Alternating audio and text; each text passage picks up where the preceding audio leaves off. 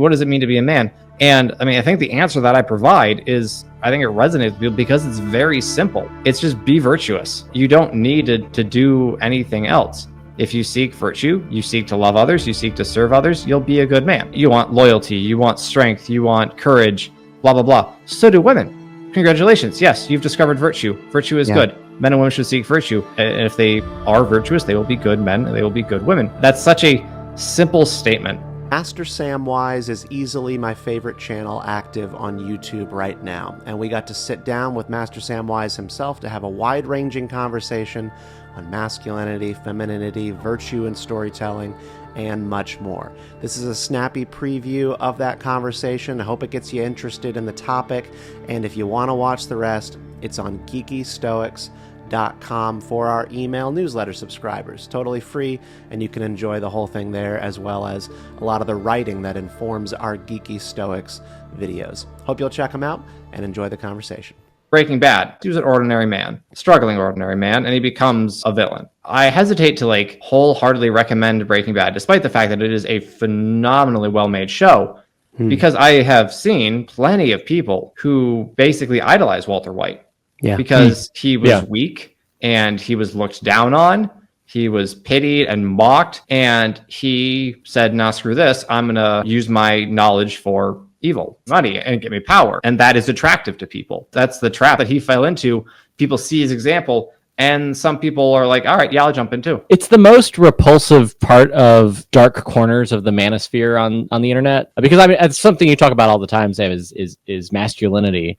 But the version of masculinity that worships Walter White as a strong man who sticks it to the man and finally stands up for himself, that is such a warped version of values and of what true masculinity is.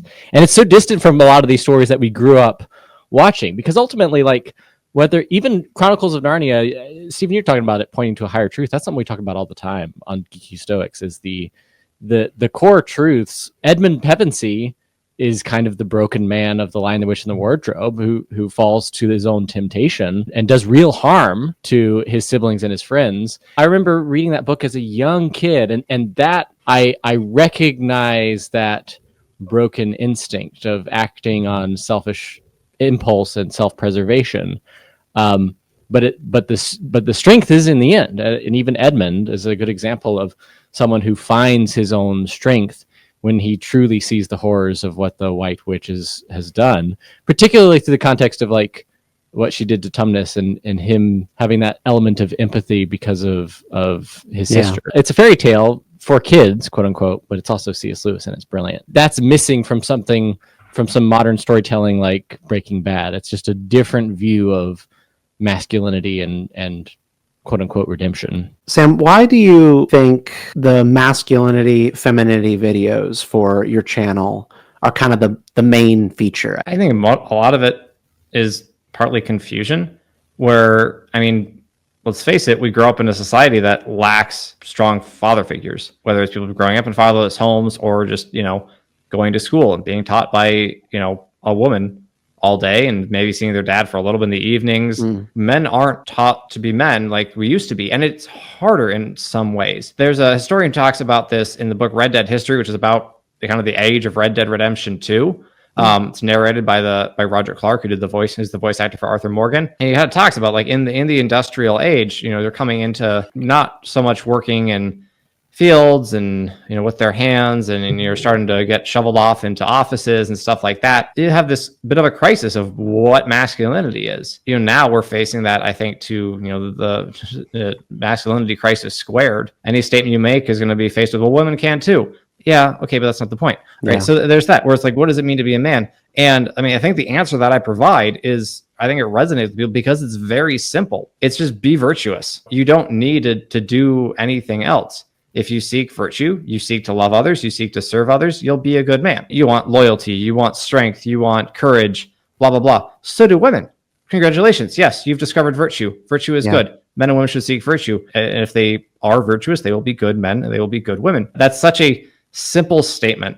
And there's plenty of people who definitely disagree with me on that. I've seen lots of comments like, no, that's not what it is. Men have to be this and that and that. And women have to be, men have to be dominant. Women have to be subservient. I'm like, no, just seek virtue. everything else will fall into I think place. there's an instinct sometimes, and even I feel this. I was like, how would I define masculinity on the spot? And one of my feelings that comes to the surface is bringing order to disorder. And so there's sort of a domination element to it. It's sort of things are disorderly, and I'm going to put them in their right place. And you can do that in a gentle way. You can do that in a tyrannical way. But that's for me what I always think of. And then when I hear be virtuous, I go, I mean, yes, that's awesome. For me, it's what I learned in Scouts. Scouts, trustworthy, loyal, helpful, friendly, courteous, kind, obedient, cheerful, thrifty, brave, clean, and reverent. And that for me is what it means to be virtuous. But when you say that word to people, I think they just go, so you mean be a good person? And then they don't know what that means. Yeah, I mean, that's why I try to break it down by like specific virtues, right? The first video that I had that blew to the moon was a video about Iroh, where it was very specific. These are the virtues that Uncle Iroh embodies. And there are plenty of people like, Uncle Iroh is just a good person. Well, yeah, you kind of have to be a good person to be a good man. That's kind of the point. Yes, men and women should both seek to acquire all the virtues. But like two different instruments playing the same note will sound quite different, right? That's masculinity and femininity. How are they going to sound different? It's hard to say. How do you describe the difference between a piano and a violin? That quality kind of escapes description to some extent. And that's why I kind of stick to like, okay, what are virtues in the end, right? They are, or what are they ordered to, right? They're ordered to the service of others. Loyalty to someone else, to their true good. Courage, so that you can stand in the breach, in defense of others. Love, simply purely seeking the good of another, right? That's what all these virtues are ordered toward. They're all ordered towards love. If you've got that, great. Well, Sam, you use the phrase simple truth, which it feels that way. In fact, these virtues are common cultural language probably because of all of these stories that we love, because of Lord of the Rings and Star Wars and like our heroes that have embodied these virtues.